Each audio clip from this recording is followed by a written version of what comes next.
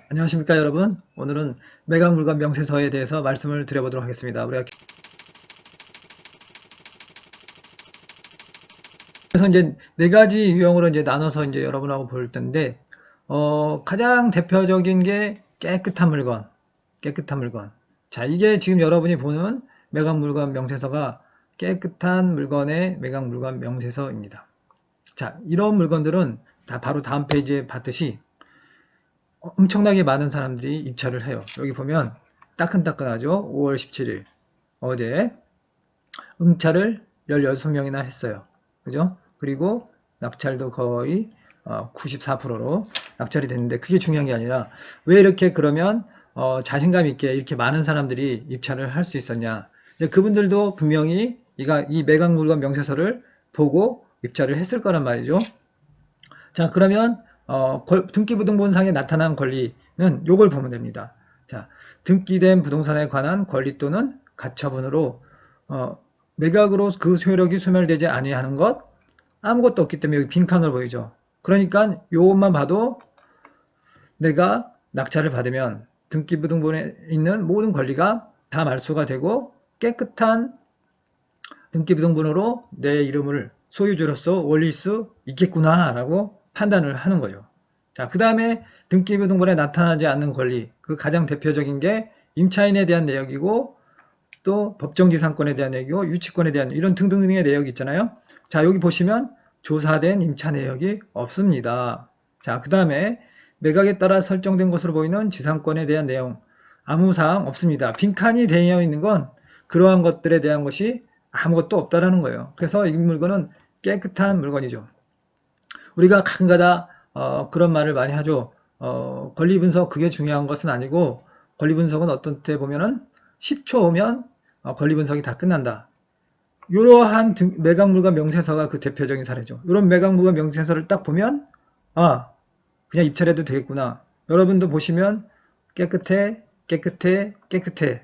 이거는 그냥 입찰해도 되는 거구나. 근데 사실은 이러한 물건들이 거의 경매 물건의 80% 이상이에요. 그러니까 권리 분석이 없던 면에서는 의미가 없고 내가 열심히 부지런히 입찰하는 게 중요할 수도 있죠.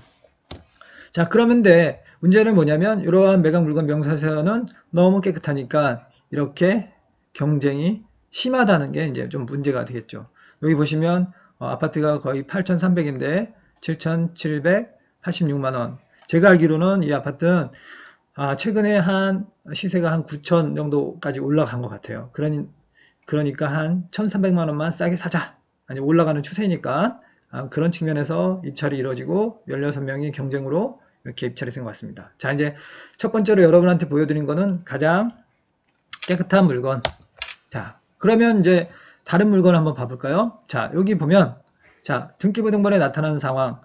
여기 보시면 2014년 4월 16일자 소유권 이전 청구권 가등기, 얘는 효력이 소멸되지 아니하는 것으로서 이렇게 명시가 되어 있어요. 자, 여러분, 우리가 말소기준 권리보다 앞선 거는 인수, 말소기준 권리보다 뒤처진 건 소멸, 이렇게 되어 있죠. 자, 여기 말소기준 권리가 이렇게 표시되어 있습니다. 말소기준 권리 그 기준일이 2017년 4월 13일자 압류입니다. 그러니까 요거보다 이 소유권 이전 청구권 가등기는 2014년으로 2017년보다 빠르니까 얘는 이제 인수가 되고 등기부등본상에서 내가 낙찰을 받아도 지워지지 않죠. 그죠? 자, 여기 보면 조사된 임차 내역도 없어요. 뭐 지상권에 대한 내용도 없어요. 자, 여기 보면 재매각임 매수 신청 보증금 20%다. 자, 그럼 그 뒷면을 한번 보시면 그 이제 상황이 나타나는 거죠. 자, 여기 보면은 이건 선순위 가등기가 있잖아요. 그런데 어떤 사람이 나는 이 문제를 해결할 수 있어 하겠고, 이렇게 두 번 떨어진 다음에 한 명만 응찰을 했어요. 그런데 결국은 미납이 됐죠.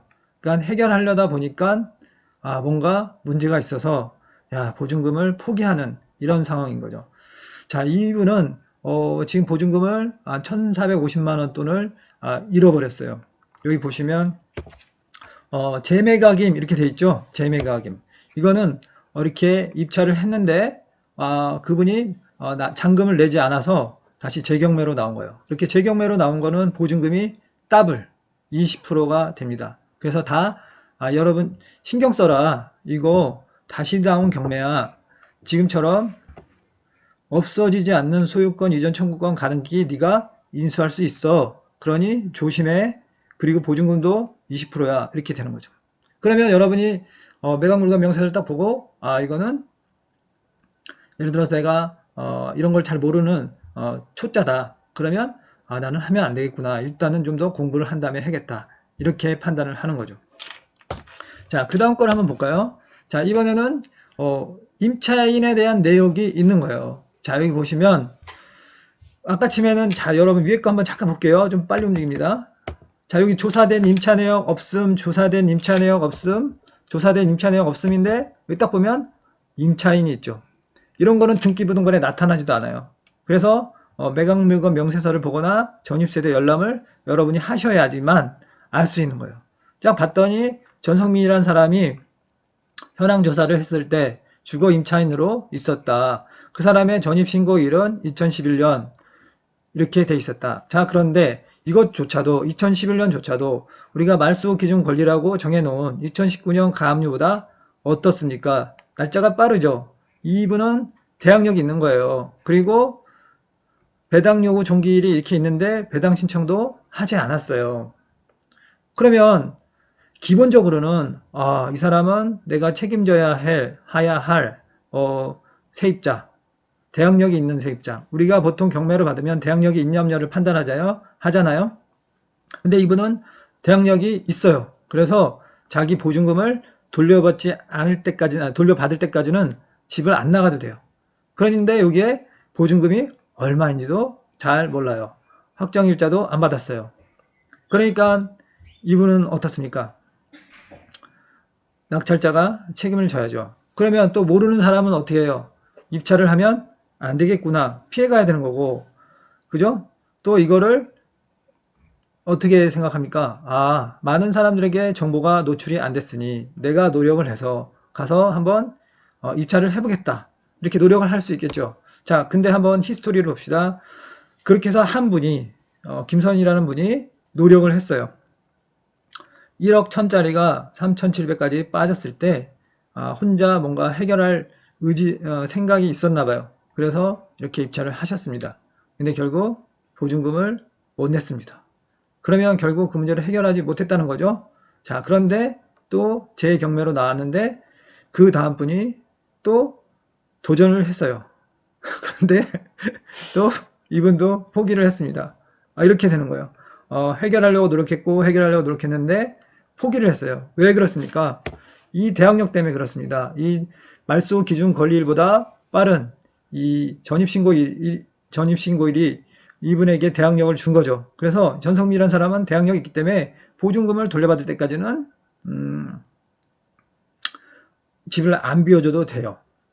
그러니까 여기서는 히든 정보가 되게 많죠. 보증금이 얼마냐 그것도 잘 모르겠고. 자, 그래서 이 부분은 이런 거를 봤을 때는 우리는 입찰을 하면 안 되겠다라는 생각이 들겠죠. 자, 그 다음에 법정지상권에 대한 매각물건 명세서가 어떻게 나타나나 보죠. 자, 이 물건을 보면 등기부상에 대한 권리는 어떻게 됩니까? 깨끗하게 지어지죠? 등기부상에 깨끗하게 지어져요. 자, 임차인에 대한 내역이 있습니까? 없습니까?